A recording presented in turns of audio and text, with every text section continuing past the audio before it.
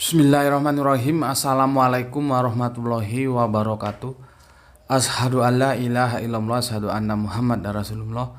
Allahumma sholli ala sayyidina Muhammad wa ala ali ala sayyidina Muhammad kama sholaita ala sayyidina Ibrahim wa ala ali sayyidina Ibrahim bil alamina innaka hamidum majid. Alhamdulillah, kita bersua lagi dalam kajian sebagaimana waktu-waktu yang lalu ya. Meskipun hari ini benar-benar sibuk berat ini. Ini baru pulang sejak pagi ya. Kemarin juga sibuk, tapi ya yang namanya dakwah harus bisa kita jalankan ya. Kajian ini direquest oleh Kang Mas SLK ya. SLK. Aku baca aja karena ini di Facebook requestnya di Facebook. Sementara dia kalau nggak salah juga ngikuti di YouTube-nya, cuman di YouTube nggak tahu pakai nama siapa gitu ya. Maka dari itu karena ini di Facebook aku baca aja namanya ya, bukan inisialnya. Ini dari Mas Simon Leandro Kajair ya. Ya gitulah. Mohon maaf kalau salah mengeja namanya karena sulit ya. Kejair atau Kajair ya, Mas Simon Leandro Kajair. Maaf sebelumnya untuk Mas Simon karena memang harus harus masuki antrian ya, tidak bisa segera aku jawab. Mungkin ini sudah tertahan beberapa waktu ya, baru sekarang kita bisa diskusikan. Begini, Assalamualaikum Gus Beti Subandi Sukoco. Waalaikumsalam. Sekali-kali videonya membahas maksud pengertian sebelum Abraham jadi aku ada ya. Sebelum Abraham jadi aku ada, kata Yesus. Bagaimana memahaminya? Gitu ya. Terus itu dikomentari oleh Mas, ini juga sulit nih namanya, apa memang orang bule atau gimana juga nggak tahu namanya.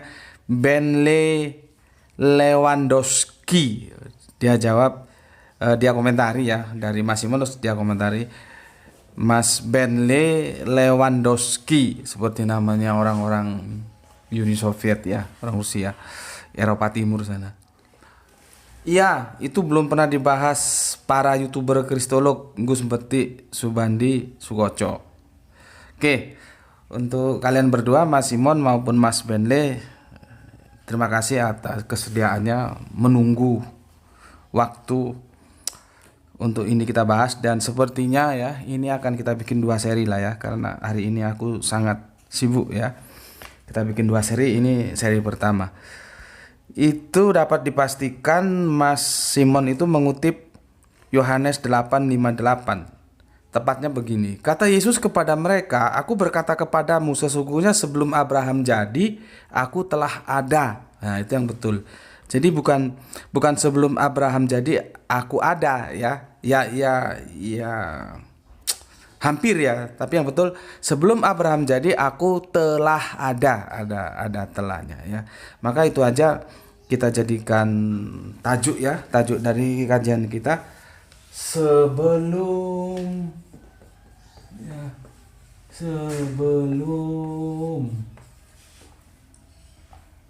Abraham, di mana sini ya,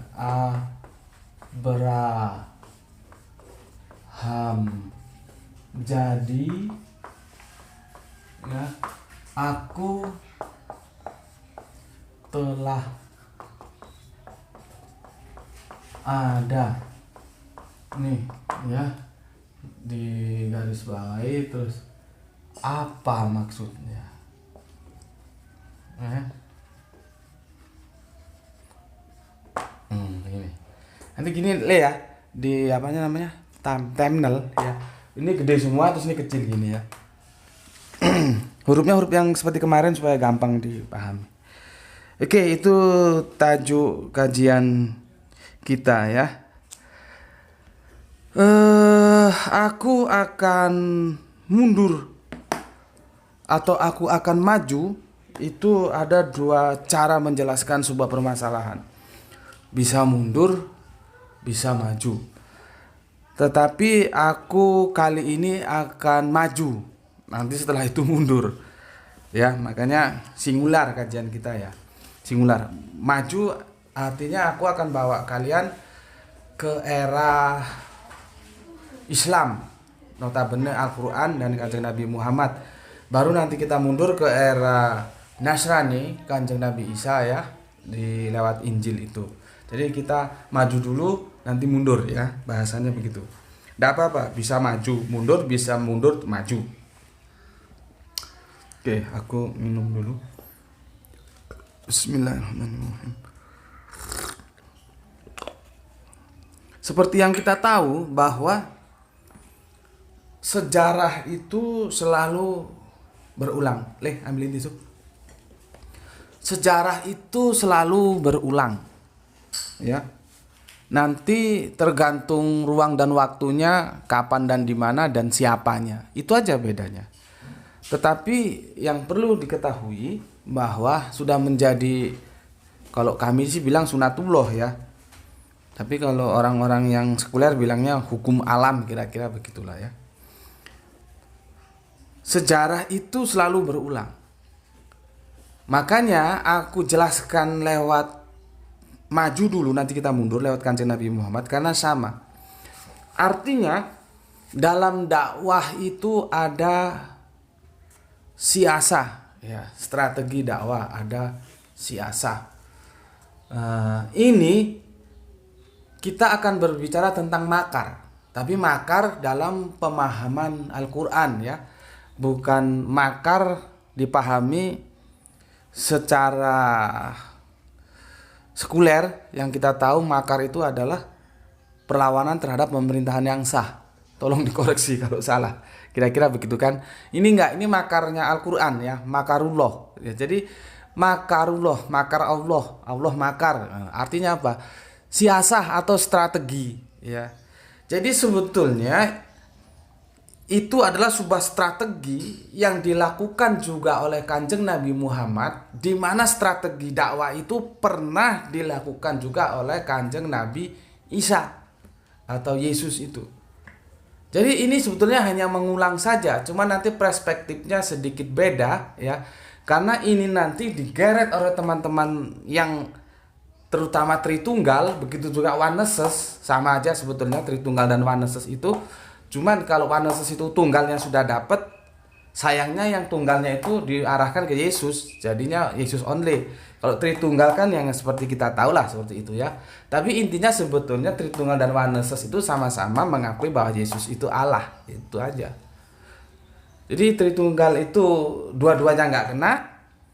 Kalau Oneses itu atau Yesus only, ehadnya sudah kena. Tunggal, cuman siapanya, kan aku sudah jelaskan bahwa tauhid itu tidak cukup hanya berapa, tapi siapa itu juga harus jelas ya.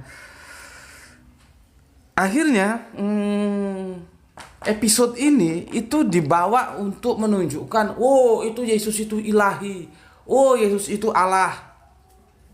Ujuk-ujuk nanti begitu ceritanya di perdebatan yang pernah aku ikuti ya, itu seperti itu. Jadi ayat ini itu selalu secara jamak sering digunakan untuk menunjukkan otoritas Yesus yang super power ya, sehingga itu menunjukkan, nah ini loh Yesus itu ilahi dan dia Allah gitu. Tetapi apakah demikian? Ya, nanti kita lihat apakah benar atau salah kan itu. Oke. Berikutnya aku jelaskan. Makanya kalian kalau ada istilah anak Allah itu jangan GR ya. Biasa saja.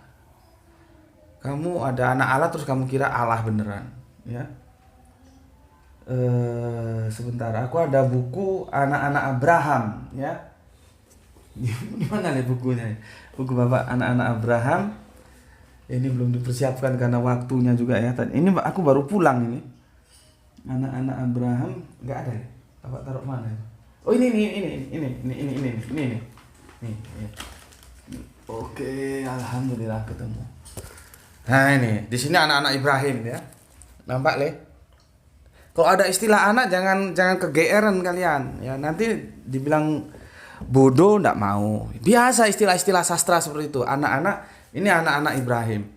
Anak-anak Ibrahim itu ya ini Yahudi, ini Islam, nah ini Nasrani yang sekarang menjadi Kristen ini nggak tahu lambangnya apa. Mungkin yang merah ngunclung gini mungkin ya, yang seperti Natal itu ya.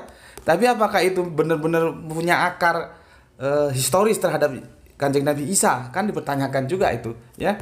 Seharusnya kan 3 ini, karena anak-anak Ibrahim itu ada 3. Anak-anak Ibrahim itu ada 3, yaitu Yahudi, kemudian Nasrani yang berkembang menjadi Kristen ya, dan kemudian Islam. Jadi 3 ini adalah anak-anak Ibrahim atau anak-anak Abraham. Artinya 3 komunitas ya, Yahudi, Nasrani, dan Islam itu tidak bisa setapak pun bergeser dari kewibawaan seorang tokoh ya, yang disebut dalam Islam itu Khalilullah, sahabat Allah. Khalil itu lebih akrab lagi dari sahabat, makanya disebut Khalilullah ya. Kalau di Perjanjian Baru disebut bapak orang beriman. Nah, ya. Begitu hebatnya sosok Bapak Abraham ini, sehingga ketiga anak-anak Abraham, baik itu Yahudi, Nasrani, dan Islam, tidak bisa tidak harus hidup dalam bayang-bayang iman Abraham. Ya, maka dari itulah seperti buku ini ya, kalian kalau punya rezeki beli buku, tapi buku-buku yang bermutu, jangan buku-buku yang nggak bermutu ya. Nanti otakmu juga nggak bermutu. Seperti kamu nonton YouTube yang sensasi nggak ada prestasinya ya, otakmu nggak ada prestasinya gitu. Karena itu menu, tergantung nutrisi yang kamu masukkan ke otakmu apa gitu loh ya. Jadi jangan gampang terbawa arus ya. Orang mau seneng yang sensasi ya itu urusan dia lah, tapi kamu harus punya sikap, kamu harus yang berprestasi. Caranya apa? Tonton video-video yang itu memang berprestasi, ada edukasinya ya. Kalau hanya sensasi doang ngapain? Berarti kan otakmu terisi informasi sampah ya. Oke, aku lanjutkan. Kita sudah paham ya bahwa ketiga agama ini disebut anak-anak Abraham gitu. Jadi jangan GR, nanti ngomong anak Allah, kamu terus GR terus mesti Allah gitu. Enggak begitu ya. Tinjauannya itu metafisik, bukan physically, bukan genetika ya, bukan DNA ya. Oke. Dari informasi yang kita dapatkan ya, tidak ada bukti ya tentang keberadaan komunitas Yahudi dan Kristen. Nah, ini supaya gampang aja ya. Seharusnya Yahudi dan Nasrani, karena Al-Qur'an tidak mengenal nama Kristen ya. Tapi kalian tahu lah, kalau aku sebut Kristen berarti itu maksudnya Nasrani ya. Jadi pada abad ke-7 itu tidak ada bukti historis. Ada komunitas Yahudi, itu ada komunitas Kristen di Mekah. Cuman bukan berarti itu tidak ada sama sekali, tidak. Artinya keberadaan mereka tidak signifikan ya. Eksistensinya tidak ikut mewarnai budaya Mekah saat itu. Ya. Makanya kalau kita lihat ayat-ayat Makkiyah itu jarang berbicara tentang ahli kitab, jarang. Di sana biasanya akidah, ya, dan itu ayatnya itu tegas-tegas gitu ya, saklek, to the point atau harafiah, jarang bermain metafora. Itu ciri-ciri ayat Makkiyah. Sehingga kita tahu kenapa sih ayat-ayat Makkiyah itu kok jarang berbicara tentang ahli kitab. Ya karena sampai abad ke-7 tidak ada catatan historis yang mendukung bahwa di sana, di Makkah sana, ada komunitas ahli kitab, yaitu Yahudi Nasrani yang secara signifikan. Makanya Islam awal selama 13 tahun di Mekah itu hampir dikatakan waktu Kanjeng Nabi habis itu untuk menghadapi Arab-Arab jahiliyah ini. Belum berhadapan dengan ahli kitab. Itulah yang menyebabkan kalau kalian baca Al-Quran, kalian teliti kenapa ayat-ayat Makkiyah itu jarang menyinggung ahli kitab. Ya karena komunitasnya di sana nggak signifikan gitu ya. Coba nanti kalau kamu dapatkan sejarah baru, aku dikasih tahu linknya ya. Cuman senyampang yang aku gali dari berbagai informasi itu memang tidak signifikan. Beda dengan Madinah. Di sanalah komunitas ahli kitab yang terdiri dari dua besar yaitu Yahudi dan Nasrani itu signifikan banget. Artinya mereka mewarnai budaya Madinah begitu ya. Sehingga nanti di sana banyak surat-surat yang menyinggung tentang ahli kitab. Sedangkan di Mekah sama sekali tidak. Makanya kan aku bilang kemarin, surat Al-Ikhlas itu meskipun secara substansi dia akan membabat habis semua konsep teos yang syirik. Ya. Konsep teosnya siapa aja kalau syirik dibabat habis sama surat Al-Ikhlas itu. Tetapi kita harus tahu, surat Al-Ikhlas itu turun tidak dalam kepentingan menghadapi konsep teosnya Kristen yang itu Tritunggal, tidak.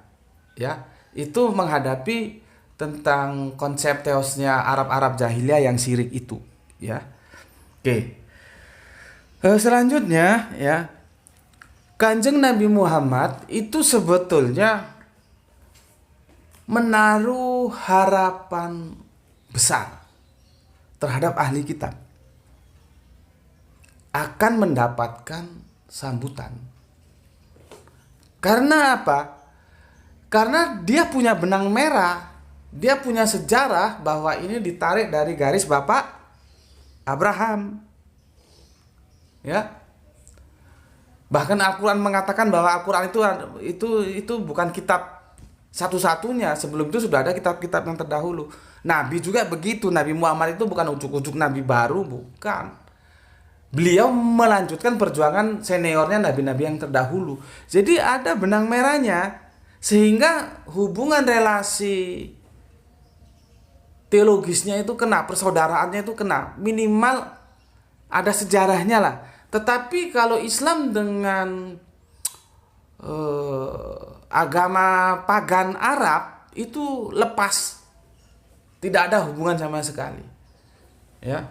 Maka dengan begitu kerasnya perlawanan yang dilakukan oleh Arab-Arab jahiliyah pagan itu terhadap dakwah Kanjeng Nabi di Mekah itu sesuatu yang bagaimana ya, pertentangannya sangat keras. Sangat keras sekali pertentangannya. Kalau kita bicara sejarah itu sampai nanti ada pembekotan kan, boikotan secara sosial, entah itu politik, ekonomi, ya, itu terjadi. Jadi pertentangannya sangat keras. Maka dari itu ketika Kanjeng Nabi itu hijrah ke Madinah, ada sebuah harapan, ya, di mana nanti ketika di Madinah, ketika ahli kitab yang terdiri Yahudi dan Nasrani yang kalian sebut Kristen itu memberikan dukungan terhadap dakwah Islam.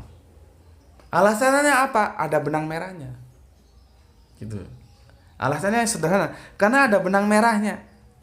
Ada sejarah bahwa ini berasalkan dari satu sumber yang satu. Ya.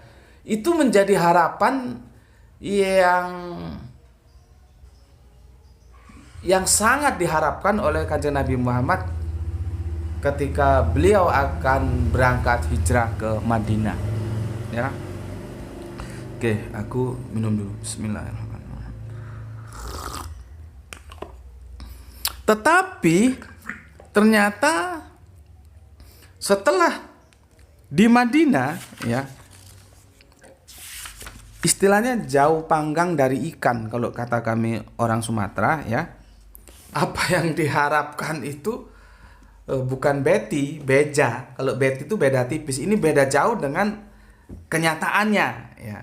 Kenyataannya. Karena apa? Yahudi dan Nasrani merasa terusik dengan kehadiran Islam.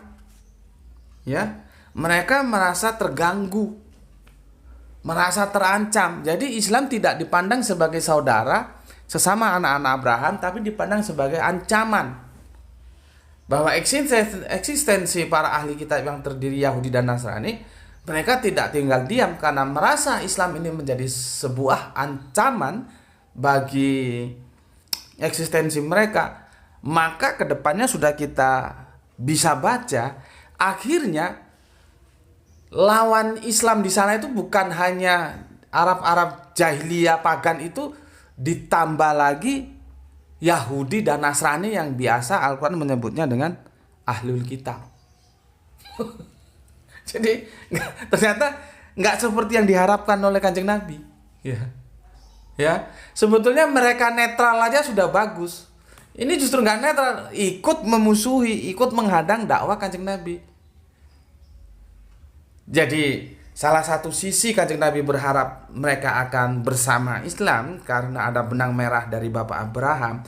Ternyata yang muncul sisi lain, mereka tidak mau karena mereka menganggap bahwa Islam itu sesuatu yang akan menjadi batu sandungan bagi eksistensi Yahudi dan Nasrani. Akhirnya mereka juga berbalik melawan dakwah yang dilakukan oleh Kanjeng Nabi Muhammad.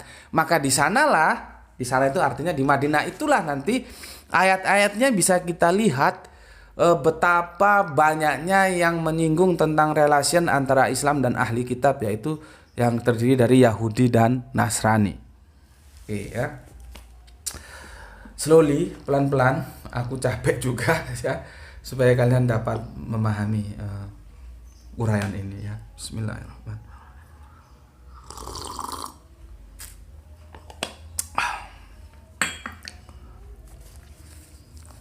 Oke. Selanjutnya, dengan adanya kekecewaan yang dihadapi oleh Kanjeng Nabi Muhammad, maka ada sebuah makar yang harus dilakukan oleh Kanjeng Nabi. Kenapa aku menceritakan atau menjelaskan ini lewat Kanjeng Nabi? Karena makar yang dilakukan oleh Kanjeng Nabi itu adalah makar yang dilakukan oleh Yesus atau oleh Kanjeng Nabi Isa ketika mendakwakan Nasrani. Gitu loh. Jadi nanti kalau bagaimana makarnya Kanjeng Nabi itu kalian paham, aku menjelaskan makarnya Kanjeng Nabi Isa di sini, kalian akan lebih mudah memahaminya ya. Karena sudah paham awalnya tentang bagaimana Islam itu harus berhadapan dengan ahli kitab ya. Seperti aku sudah sampaikan, jangan sampai keliru nanti kamu nonton videonya terpotong, kamu dengar Nabi kok makar gitu. Iya, Nabi makar, tapi makar dalam pengertian Al-Quran itu adalah siasah, putar otak, harus ada strategi. Bagaimana caranya menundukkan ahli kitab, yaitu Yahudi dan Nasrani, bagaimana supaya bisa dikendalikan, supaya tidak menjadi batu sandungan dalam dakwah Islam, bagaimana? Ya, atau dengan kata lain, ketika Kanjeng Nabi Muhammad di Madinah dan mendapatkan perlawanan oleh ahli kitab, ya, di sanalah Kanjeng Nabi berpikir pentingnya posisi Bapak Ibrahim atau Abraham untuk dihadirkan dalam polemik awal antara Islam dan ahli kitab, yaitu Yahudi dan Nasrani. Ya, jadi sosok nama besar Abraham atau Ibrahim itu harus dihadirkan. Itu loh. Ya, ini perang psikologis nih. Ya. Jadi kalian harus cerdas kalau di dunia intelijen ini tahu. Jangankan di dunia intelijen, di dunia preman ini kalian sudah tahu lah. Aku masuk kawasan, kalau sekarang kan sudah nggak ada preman-premanan ya. Kalau dulu tahun 84-an sebelum ada Petrus, dulu ada Petrus. Nggak tahu kalian lahir tahun berapa ya. Ada Petrus itu preman-preman dibabat semua, mati semua, ditembaki semua ya. Dan negara kita menjadi aman dari kegiatan kriminalitas ya.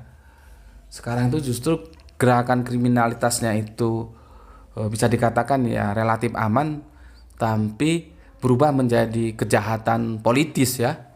Karena yang melakukan korupsi nyolong uang rakyat itu semua itu orang-orang yang berhubungan dengan politis. Kalau nggak berhubungan dengan politis, bagaimana dia bisa mengkorupsi uang rakyat ya, nyolong uang rakyat, maling uang rakyat? Itu biasanya mereka yang punya andil dalam politis, entah politisnya apa itu, tapi dia punya. Karena di negara kita kan nggak bisa masuk ke dalam pusaran pemerintahan ya, kalau kita tidak melalui sebuah, kembali lagi, sebuah sirot yang namanya ya partai politik itu ya. Oke, itu hanya intermezzo aja. Nanti bicara politik kapan-kapan lah ya. Abraham harus dihadirkan. Itu ceritanya. Karena apa? Untuk memberikan shock terapi terhadap Yahudi dan Nasrani. Contohnya begini, aku masuk satu kawasan dan itu banyak premannya, maka aku terlalu lelah, aku terlalu capek. Kalau harus berhadapan dengan preman-preman kelas coro itu capek kita. Kalau ada 1000 preman, masa 1000 mau dihadapi satu persatu yang coro-coro gitu. Jadi bagaimana makarnya, bagaimana siasatnya? Cukup dekati pemimpin mereka, ketua geng mereka, pegang itu gengnya dan sampaikan kepada preman-preman yang krocomu, yang kroco itu bahwa bosmu itu sama aku begini. Selesai sudah, nggak capek kita. Ya, gitu. Ini strategi yang apa? Natural saja kok seperti itu. Begitu juga, siapa yang disegani Yahudi? Siapa yang disegani Nasrani? Itu satu nama yang mereka tidak berani sembarangan. Tentunya kalau YHWH jelas ya. Yaitu seorang nabi yang bernama Abraham. Atau dalam perspektif Islam disebut Ibrahim. Maka sosok Ibrahim itu harus dihadirkan. Ini metafor ya, jangan dihadirkan kamu. Kan sudah meninggal, waduh repot lagi aku menjelaskan. Dihadirkan itu tidak harus orangnya, fisiknya, enggak. Ya, tapi namanya saja dihadirkan, kerangka berpikir ajarannya dihadirkan, itu maksudnya ya. Ya sudahlah, itu nggak harus aku jelaskan ya, kalian kan bukan anak TK lagi lah yang ngerti maksudnya. Oh nanti ada yang protes, Bapak Abraham itu kapan meninggalnya kok mau dihadirkan? Nggak begitu ya. Oke, maka kalau kita lihat di surat-surat Al-Quran ya, di ayat-ayat yang Madaniyah, di sana banyak menyindir tentang Abraham, tentang ahli kitab ya, yaitu Yahudi dan Nasrani yang bersinggungan dengan Islam ya. Maka menjadi sebuah rebutan ya. Akhirnya klaim itu terjadi. Orang Israel klaim, loh, Abraham itu bapak kami. Kami yang mewarisi iman Abraham. Gitu loh. Nasrani gak tinggal diam, dia juga klaim, loh. Nggak bisa. Bapak Abraham itu Nasrani. Ya. Itu bisa kalian baca di apa? Di awal-awal surat tuh ya, ada di Ali Imran, itu ada di Al-Maidah juga ada, tapi diawali dari Al-Baqarah supaya nanti bangunan ceritanya kalian lengkap sehingga bisa memotret dengan tepat. Tapi intinya masing-masing dari komunitas mereka berebut nama sosok Bapak Abraham. Bapak Abraham itu beragama seperti komunitas mereka. Yang Yahudi yang mengatakan Bapak Abraham itu Yahudi, yang Nasrani itu ya Bapak Abraham itu Nasrani. Jadi sengit. Begitu sosok Abraham ditampilkan oleh Kanjeng Nabi, Yahudi Nasrani juga nggak tinggal diam, mereka berebut. Oh ini Yahudi, oh ini Nasrani, gitu. Ya, maka kita lihat apa jawaban Al-Quran. Ya, kalian bisa lihat di surat apa lagi? Ali Imran ya. Quran surat Ali Imran. Surat 3 ayatnya 67 sampai 68. Ya. Inilah salah satu argumentasiku untuk mengatakan, nanti yang belum lihat, mungkin player baru tolong lihat bahwa tidak semua nabi beragama Islam, tapi semua nabi Muslim. Ya. Aku sudah kupas tuntas di sana, ada 2 atau 3 seri itu kamu tonton. Ya. Apa kata Al-Quran? Makana Ibrahimu Yahudiya wala Nasroniya walakin kana hanifam muslima wa ma kana minal musrikin.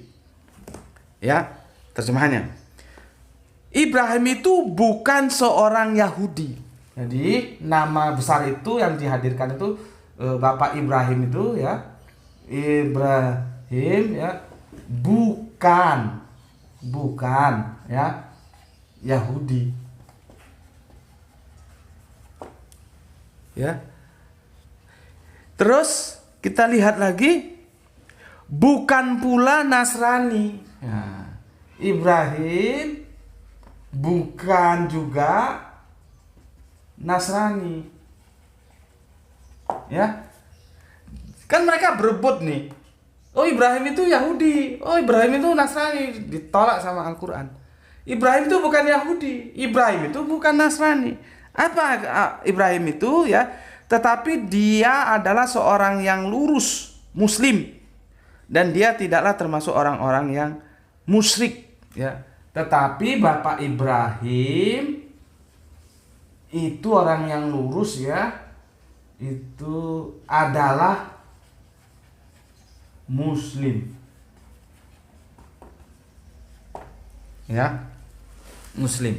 Perhatikan, inilah salah satu penjelasan yang aku gunakan untuk mengatakan bahwa tidak semua nabi itu beragama dengan nama Islam, tapi semua nabi itu Muslim, tunduk patuh terhadap aturan. Kemarin kita sudah berbicara aturan Allah. Lampunya tolong dihidupin, gelap.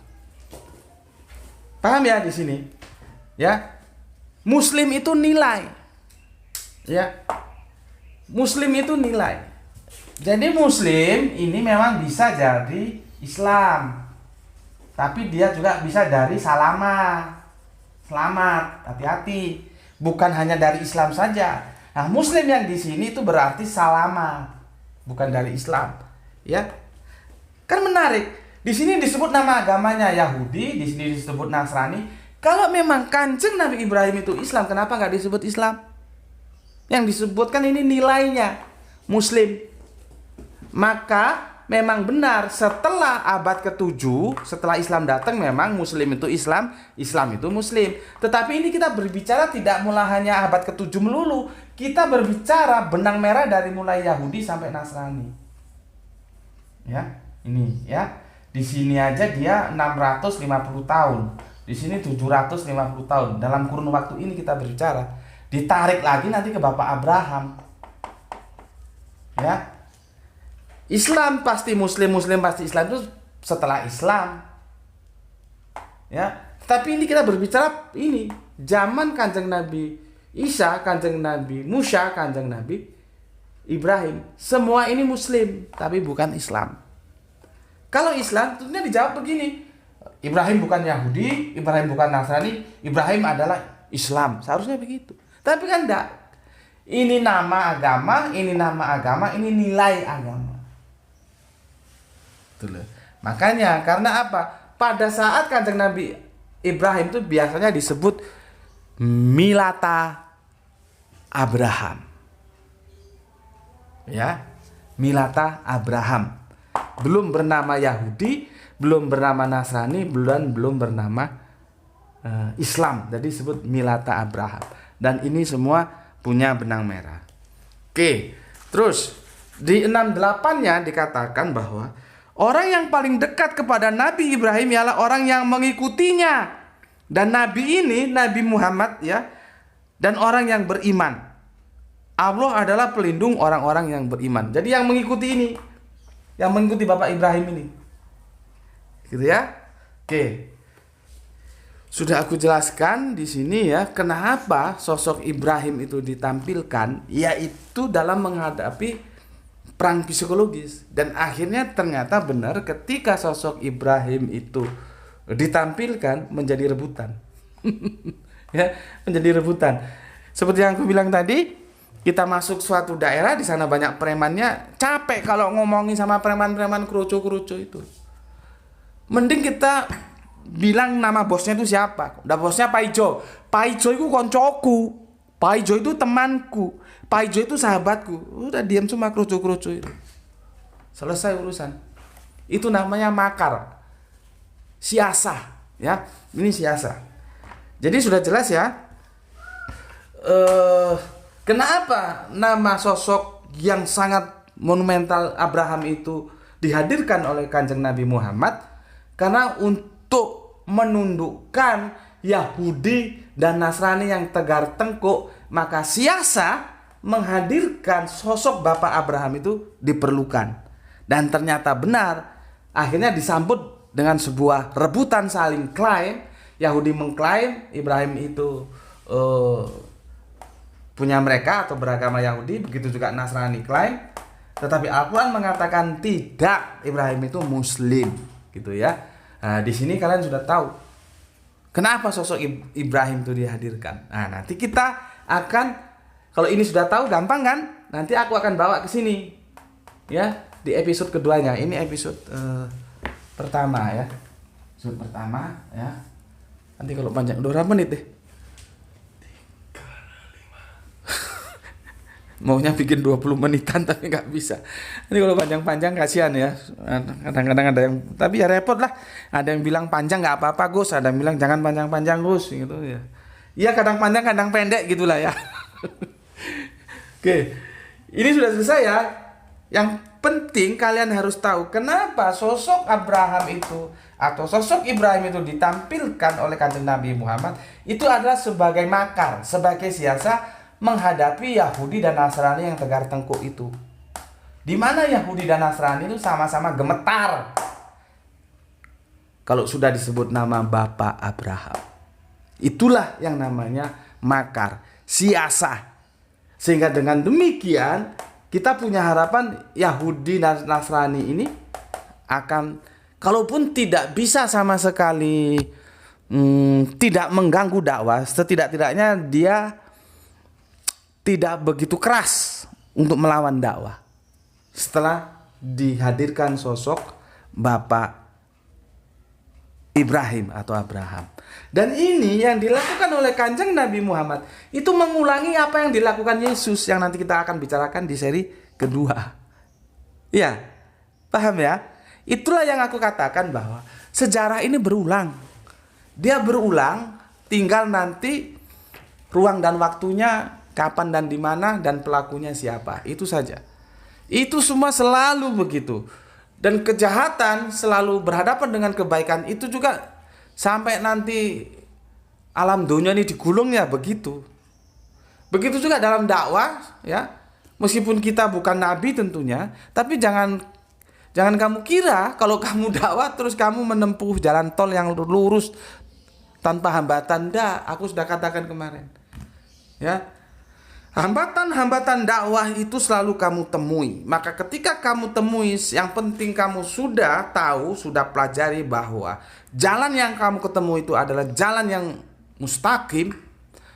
Maka biarkan anjing menggonggong, kafilah tetap berlalu. Oke? Ini dulu penjelasannya di seri 1.